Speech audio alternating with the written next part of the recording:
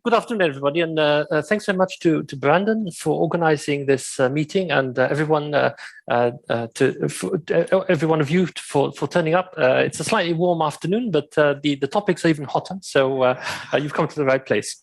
So it's a very great pleasure to be able to talk to you for about 10 minutes on beauty and theory in science. And the first thing that I'd like to say is that the topic that we're dealing with, the topic that the first speaker dealt with, the topic that will entertain us and intrigue us for the rest of this afternoon, is both a very ancient topic and a very modern topic.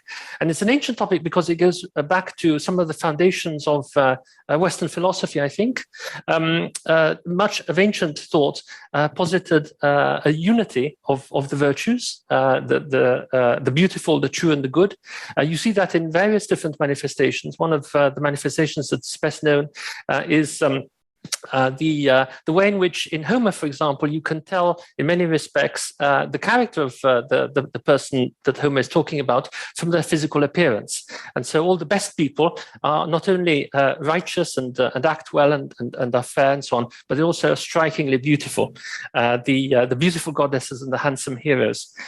This might seem like a reference to a far distant conception of the universe, but in fact, I think it still holds sway today, and even in today's science.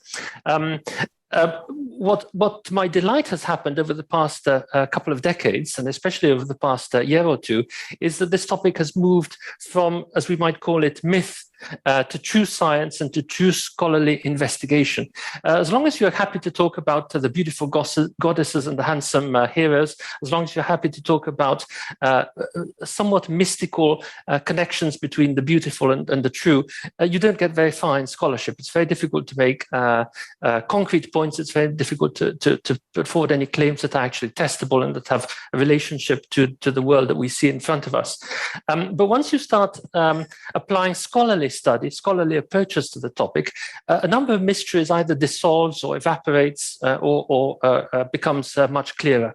And in this brief talk, I want to mention two approaches that are represented, I think, in today's panel to deal in a scholarly way, in a truly scientific way, I'm tempted to say, with this otherwise slightly amorphous topic. And the first of these is, of course, social science. And I want to illustrate the passage from myth to scholarly study in the social sciences by juxtaposing these two images as if they were two icons of the discussion of the relationship between truth and beauty and aesthetic factors in science under the heading of myth and under the heading of a fully scientific social science. On the left-hand side, you see the seal of the extremely prestigious Institute for Advanced Study in Princeton, founded in 1930. And the design of the seal took inspiration from classical motifs, and you see there a personification of truth and beauty intertwined.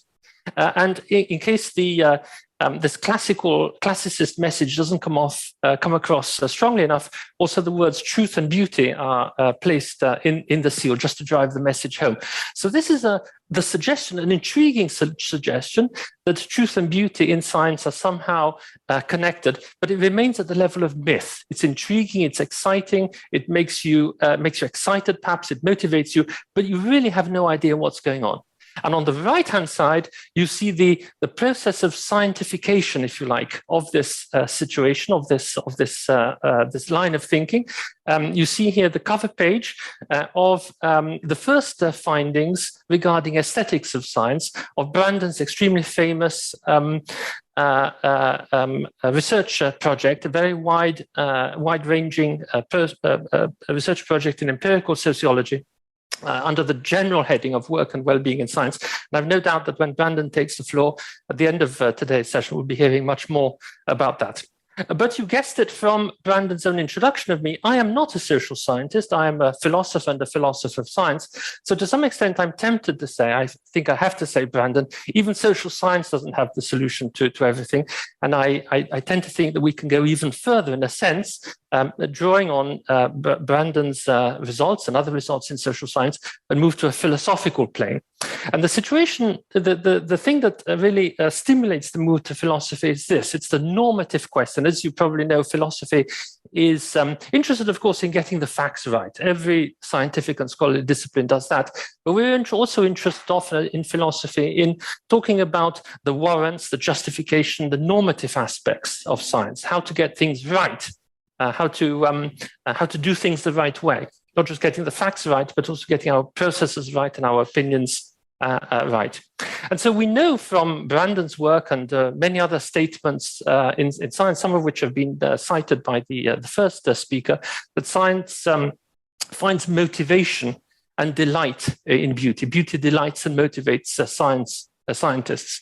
But there's a deeper question. Does beauty also hold the key to good science? Is beauty a road to truth? Is beauty a way of identifying truths, of formatting truths, for example? There are many intriguing suggestions, once again, which, again, we're trying to move from myth to scholarly study. Many items of testimony from scientists along these lines. The former speaker mentioned one. I decided to choose some testimony from Oxford. A fellow of Wadham, if I'm not mistaken, Roger Penrose. I'll just read out this short quote.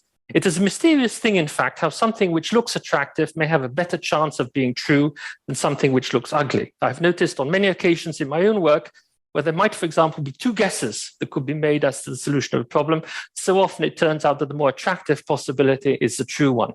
So I think we can all agree that if this were the case, then this would form a powerful motivation for scientists. We would be motivated to do science, motivated to try and do good science by the aesthetic aspects of the topic or of our theories. But there's another suggestion that comes across in Penrose's passage here. That's that beauty is a diagnostic criterion, if you like. It's something that can reveal truths. And that's a much stronger view. And it's also a view that it turns out to have a normative characteristic because it deals with what it is to do good science. We need to find an explanation. I contend if we're going to do a scholarly work on this topic as on any other, it's one thing simply to be amazed by quotations such as the ones that I've just given you, to find them intriguing and so on. But we need to do more than that. We need actually to find explanations. And so the question that I've posed myself for a number of years is, what could explain this actually quite puzzling coincidence? What could explain the fact that scientists find theories close to the truth aesthetically attractive? If we accept what Penrose says, then this is one of the features that we see in scientific practice. And what could explain this coincidence? It's not at all obvious that this coincidence should come about. You can easily imagine a possible world in which scientists systematically find attractive theories that show certain characteristics but are not close to the truth. That would, of course, complicate scientific practice a great deal. But if this coincidence holds, then what are explanations for them? There are many possible explanations. I'm going to limit myself to two. The first explanation might be regarded by a philosopher, something like a Platonist, maybe even a Pythagorean account of beauty in science. And that's the idea that it's necessarily the case, it's necessarily true that we find a truth aesthetically attractive. There's something about the harmony, for example, between our brains or our minds and the world in such a way that if a theory is true, we necessarily find that theory aesthetically attractive. I don't think this explanation holds water for a very simple historical reason. Philosophers are willing to use a priori arguments, but they're also interested in what's historically the case.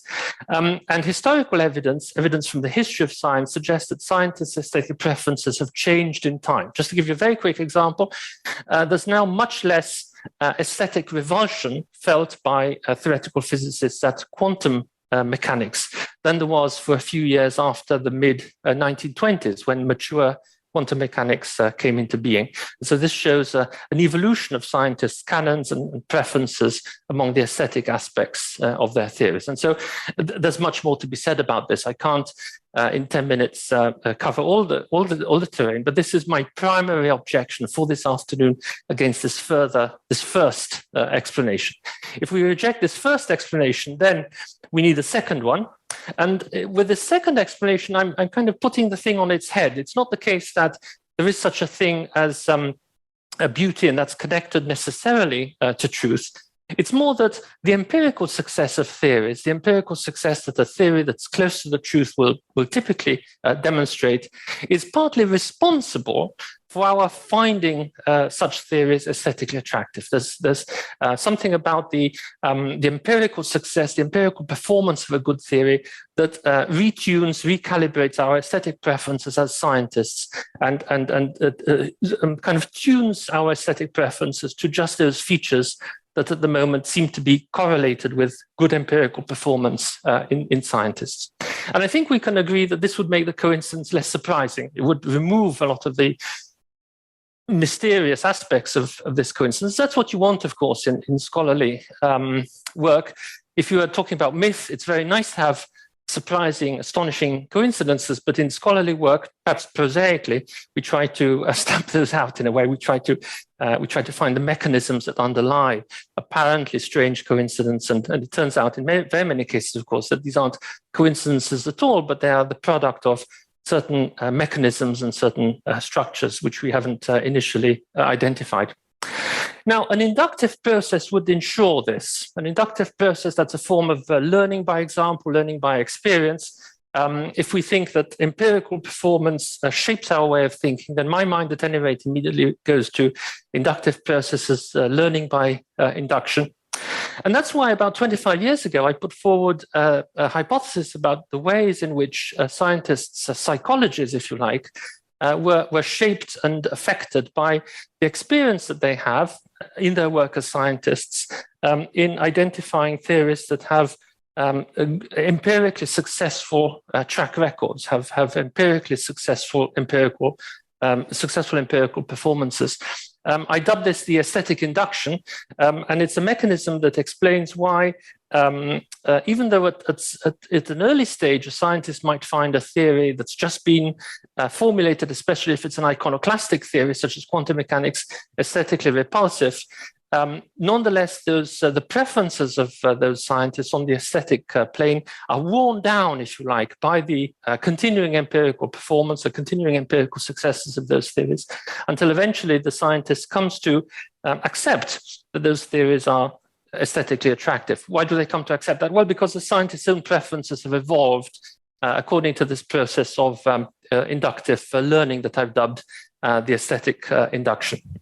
And so this leads me to the conclusion of this extremely short talk. I think in the course of this afternoon's panel, we're going to see two complementary approaches at work. I think it's certainly fair to say that social science, empirical social science, quantitative social science can ascertain the motivating force of aesthetic factors. Do all scientists feel this force? How strong is this force? All sorts of things that Brandon will be talking to us about a little bit later. Philosophy, on the other hand, that's my own discipline, of course, it's able to investigate the link of these aesthetic factors, which things that really, if you don't mind me saying, Brandon, don't show up on the social scientists' radar. And those are things like rationality, objectivity, and truth. These are typically epistemological, typically philosophical concepts. And so it's up to, I think, the philosophers among us to try to establish, try to ascertain or investigate the connection between beauty and truth under this heading, in this framework. And for what it's worth, I still believe, even after 25 years, that my inductive account explains why scientists' aesthetic tastes are tuned to properties connected with truth. But induction being what it is, this connection is fallible, and so can sometimes lead us astray, which I suspect might be another topic that we'll hear more about later on this afternoon. Thanks very much, and I hope you enjoy the rest of this symposium.